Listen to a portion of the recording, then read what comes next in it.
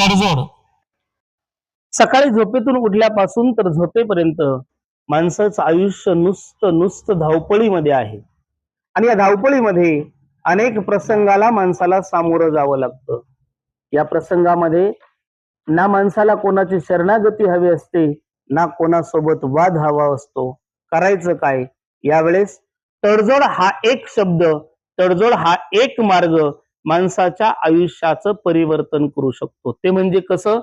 तडजोड म्हणजे शरणागती नव्हे.